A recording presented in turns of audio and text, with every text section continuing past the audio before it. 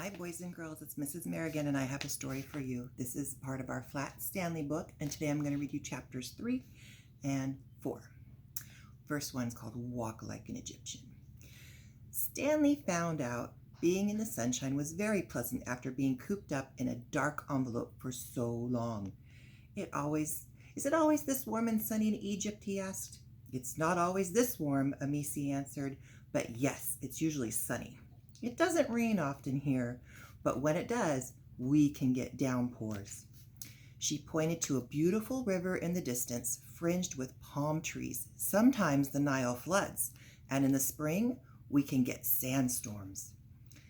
Amisi was a very good guide. She pointed out mosques and gardens and historical sites. They stopped at a stall where she treated Stanley to some Egyptian food, falafel, kebabs, and dates.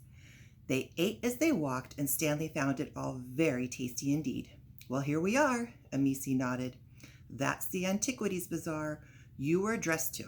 So she turned and pointed to a sign above them, National Historic Museum. There's the picture of the museum. And here's where my father works. Would you like to come in? He'd be so thrilled to meet you. Stanley wanted to get right to work on the archaeological adventure. But he knew being polite and friendly always paid off. Lead the way, he said. Amisi laughed as they stepped inside. See those hieroglyphs? They'll lead the way. Stanley admired the black images on the wall. Hieroglyphs were the writing system of pictures used by the ancient Egyptians. The people and animals were always drawn sideways, which told which direction to read them. My father had these painted to point the way to his office, Amisi explained.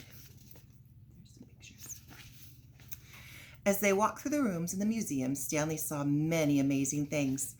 Golden masks and statues, silver and bronze coins, turquoise, ivory jewelry, beautifully decorated urns and pots. Your country is full of treasures, he marveled. Yes, Amisi agreed. But we're losing them. Criminals are looting, that means stealing, the pyramids and then exporting the artifacts, that means sending them away to other places. My father says they are even worse than sneak thieves.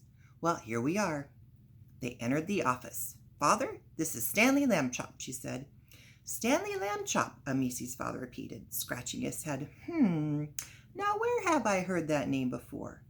Your pen pal's letter, Amisi reminded him. He slapped his head. Holy sarcophagus, the sneak thief's hero. He stood back and eyed Stanley up and down. Yes, just as old Darty described. Flat as a pancake. What a thing! That bulletin board. It was hanging over your bed? Is that the story? About how far off the floor? Father, Amisi said, remember, Mother strictly forbade you trying to flatten me. Right, of course. Now, what brings you to our country, Stanley? Stanley explained about the request to help with an important archaeological expedition. Very interesting, said Amisi's father. Now that bulletin board, exactly how heavy was it? Do you recall? Father! Of course, I know. It's just that, so simple, really. What a help to a famous museum. Really, Stanley, when the old Darty explained what you did, how brave you were, Stanley blushed. He really hadn't done much more than hang inside a picture frame and then yell for the police when the sneak thieves sneaked in. He didn't tell Amisi and her father this, but what had taken the most courage, actually, was wearing a dress in the painting. May I give you a personal tour of the museum? It would be an honor. I would sure enjoy that, Stanley said. But the letter said the situation was urgent. I think it's time to go to work. He said goodbye to Amisi and her father and left the museum. And there's a picture of Amisi's father. The Mission, Chapter 4. The bazaar was colorful, with overflowing displays and noisy with cheerful shouts of buyers and sellers. Booths were piled with antiquities, woven rugs, embroidered cloth, ancient pottery and plates, brass lamps, gold jewelry, silver brushes, decorated tablets and scrolls. Everywhere Stanley smelled incense and perfume and spices. Donkeys and carts jostled the crowds. Now and then, Stanley had to turn sideways to get through without bumping into anything. Sometimes, he reminded himself, being flat makes me feel lucky. But mostly, he reminded himself, being flat makes me feel just flat. There's Stanley in the bazaar. Psst, Flatty, you flatty pork chop. Before Stanley could correct whomever was there, an arm shot out and dragged him behind a rug. Come with me, said a man in a dark uniform. Sir's been waiting for you.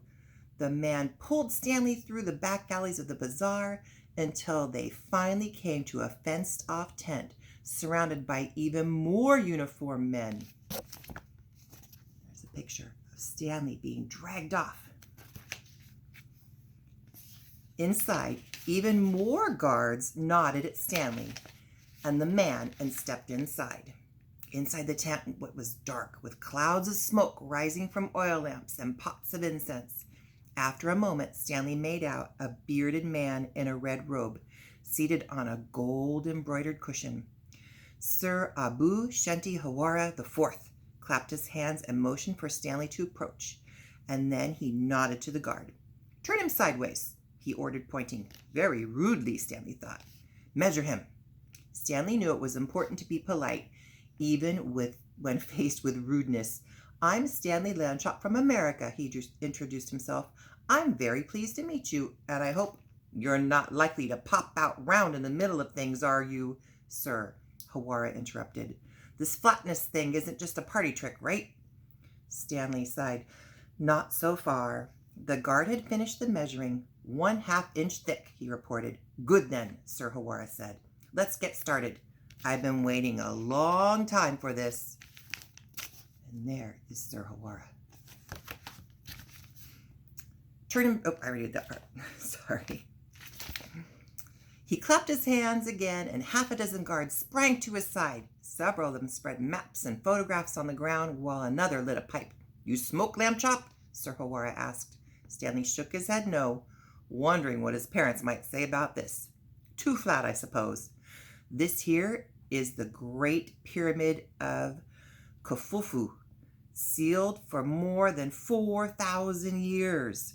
It's believed that at the center inside the pharaoh's tomb are priceless giant scrolls of papyrus.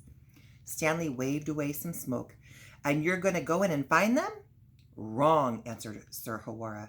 You're going to go in and find them. That's why I've brought you here. But I don't know anything about, Stanley began. Sir Hawara ignored him. According to ancient lore, King Khufufu locked his tomb from the inside to protect it from the grave robbers. There's a picture of the map leading to where the papyruses are. At the word grave robbers, Stanley shivered and broke into goose discs. Since his encounter with the bulletin board, Stanley's goosebumps now came up flat instead of round, and they were called goose discs instead of goosebumps. Sir Hawara continued.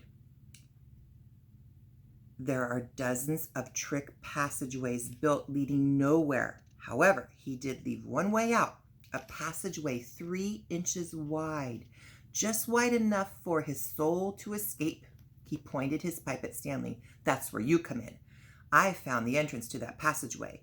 You're going to enter the tomb, find out if the scrolls are really there, unlock the tomb from inside. Got it? Stanley nodded.